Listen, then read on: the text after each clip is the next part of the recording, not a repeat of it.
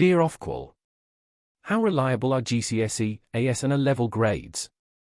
One source claims, reliable to one grade either way, another denies this. This open letter by Dennis Sherwood to exam regulator Ofqual seeks the truth. The 20th of July, 2023. Dear Ofqual, I wonder if you would be so kind as to help, please. I'm confused. House of Lords Education Committee hearing, the 29th of June, 2023.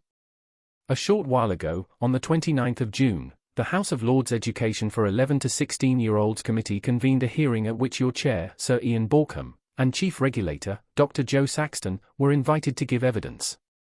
During the meeting, Lord Watson of Invergorry referred to a statement made to the Commons Education Committee on the 2nd of September, 2020 by Ofqual's then Chief Regulator, Dame Glenys Stacey, that grades are reliable to one grade either way, Q 1059. Lord Watson then asked, will the grades to be awarded in August this year be reliable to one grade either way? And if that's not the case, how reliable will they be?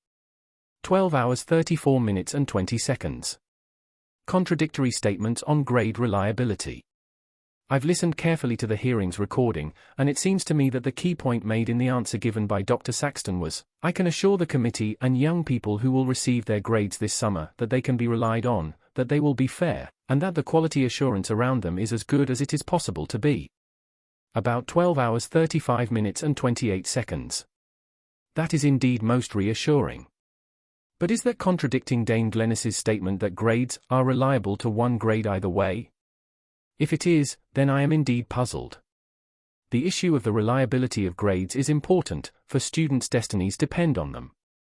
Not only that, belief in the integrity of grades is fundamental to public trust in the exam system, as indeed enshrined in the legislation placing a duty on Ofqual not only to secure that regulated qualifications give a reliable indication of knowledge, skills and understanding, but also to promote public confidence in regulated qualifications.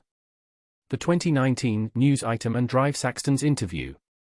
The apparent discrepancy between the recent statement of the 29th of June and the earlier one of the 2nd of September, 2020 caused me to look around, leading me to discover a news item, posted to the Ofqual website on the 11th of August, 2019, which includes these words.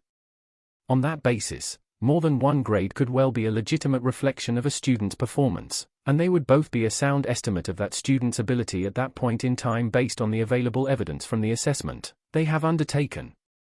I then found that exactly the same words were used by Dr. Saxton in an interview with the distinguished school educationalist, Laura McInerney, posted on YouTube on the 8th of August, 2022, about 9:19 here. If more than one grade could well be a legitimate reflection of a student's performance, why does only one grade appear on a candidate's certificate? What other legitimate grades might there be? Might one be a higher grade? Is the grade on the certificate more legitimate than the grades that aren't? I realize that 2019 is a long time ago, and of course the COVID crisis and the CAGs and tags intervened. But since Dr. Saxton made precisely the same statement as recently as August 2022, more than one grade could well be a legitimate reflection of a student's performance, must be true. And to me, that is remarkably similar to Dame Glenys Stacey's statement that grades are reliable to one grade either way. Reference to Dr. Michelle Meadows' statement. One other point, if I may, please. In the reply to Lord Invergorry's question, reference was made to a statement made by the former Ofqual director, Dr. Michelle Meadows.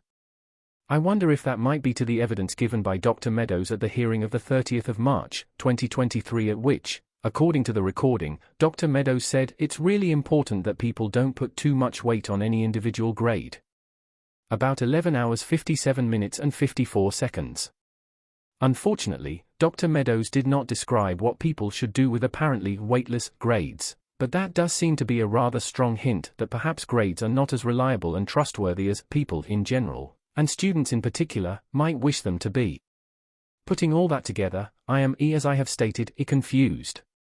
For statements, the news item of the 11th of August, 2019, Dame Glenys Stacey's of the 2nd of September, 2020, Dr. Saxton's interview of the 8th of August, 2022, and Dr. Michelle Meadows' of the 30th of March, 2023, all suggest, directly or indirectly, that grades are unreliable. On the other hand is Dr. Saxton's statement of the 29th of June that grades this summer can be relied on, that they are fair.